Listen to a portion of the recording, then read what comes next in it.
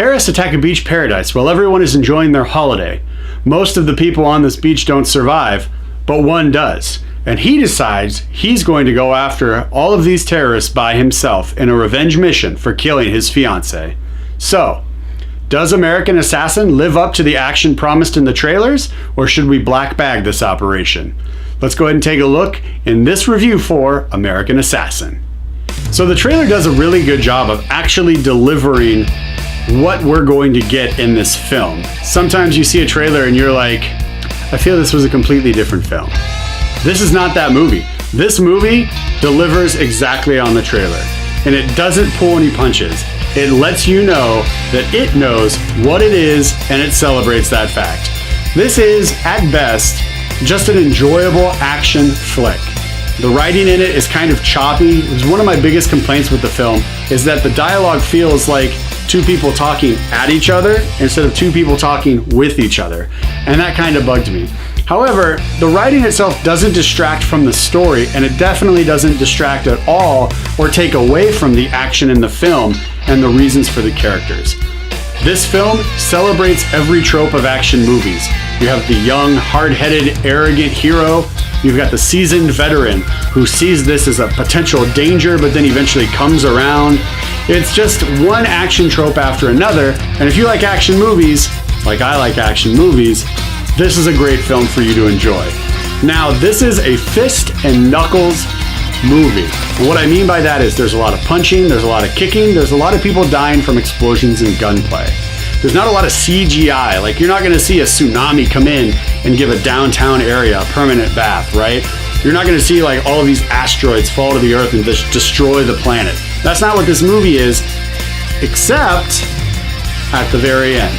The very end felt like a weird departure from the entire movie I had just watched, because the whole film felt like something akin to like The Bourne Identity or James Bond, where again, fist and knuckles. We got a lot of punching, we got a lot of martial arts, and we got a lot of gunplay and knife fights. Now the knife fight in this, I would say, is like in the talk for maybe the top 10, but it definitely doesn't beat the knife fights in the Under Siege film, because towards the end of the first Under Siege film, where you're on the boat and they've got the knife fights and they're just like going at it, that was a great knife fight scene. This movie, not so much. They do a lot of what we've talked about before in other reviews, where they kind of play with the camera angle so it looks like there's a lot of action happening. It's definitely not like Birth of the Dragon, where you have like that full panned back so you can see that these people know all of the martial arts that they're doing on screen.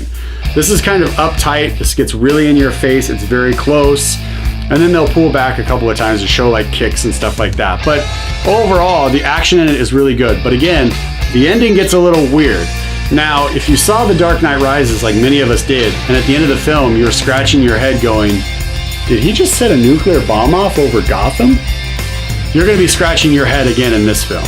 Because at the end of the movie, spoiler alert, you have been warned. At the end of the movie, the writing team decided, and with the director's approval, to set off a nuclear bomb underwater.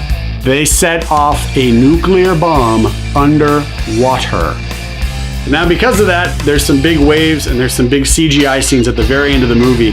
But again, the entire movie up to maybe that last 5 to 7 minutes is all fist and knuckles. And then we have like this weird, I don't know why they approved setting off a nuclear bomb. If I had to give a critique on, like, if someone put the script on my desk and said, what do you think we can do better? What's an area of opportunity that you see with this script? I would say you can't set a nuclear bomb off underwater. It doesn't make any sense. However, that's the route they went with it, so that's the end of the movie that we get. And it's just a little weird because, again, it's such a departure from all of the physical action and drama that we get throughout this whole thing. Michael Keaton is great in his role.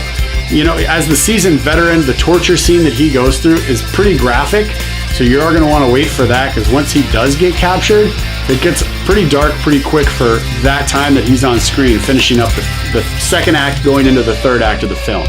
So be prepared for that. But otherwise, I had a great time with American Assassin. I walked out of the theater going, that was a lot of fun. I didn't expect to have that much fun. Again, the ending, huh? Why would we set off a nuclear bomb underwater? However, everything else up to that, though, is great.